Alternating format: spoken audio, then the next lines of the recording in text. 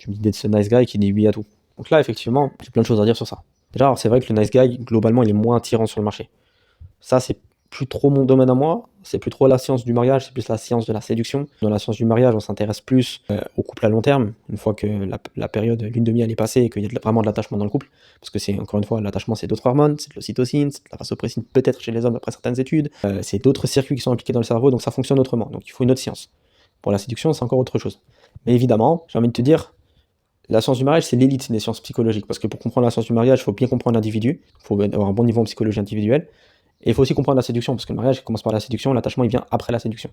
Donc évidemment, j'ai quand même un bon niveau quand même global dans tout ce qui touche l'attraction humaine, la séduction, etc. Donc je comprends quand même assez bien le domaine. Peut-être plus que beaucoup de coachs que vous voyez sur Internet et qui vous donnent pas mal de conseils.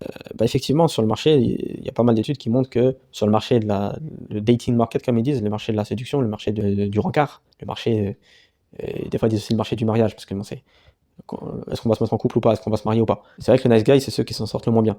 Le nice guy, c'est le gars qui est dernier de la classe. Après, il y a aussi beaucoup de gens qui ont une idée fausse, qui disent que le bad boy, c'est lui qui s'en sort le mieux. Les bad boys, c'est eux les boss de ce marché-là. C'est eux qui ont le plus de valeur sur le marché, ce qui est faux. Statistiquement, celui qui est le plus haut sur le marché, c'est l'alpha mâle. Et l'alpha mâle, il est pas, c'est pas le bad boy.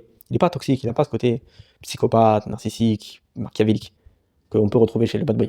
Au contraire. Et ça, là, il y a pas d'études. Et il y a pas mal d'études, je vais pas les citer, mais. Ah si, il y a un chercheur, j'ai oublié son nom maintenant, c'est Alexander quelque chose. Il a une chaîne Twitter qui s'appelle DatePsych. PSYCH, il fait pas mal d'études sur ça. Il a fait pas mal d'études qui ont montré que le bad boy, en fait, il est pas si attirant que ça pour les femmes.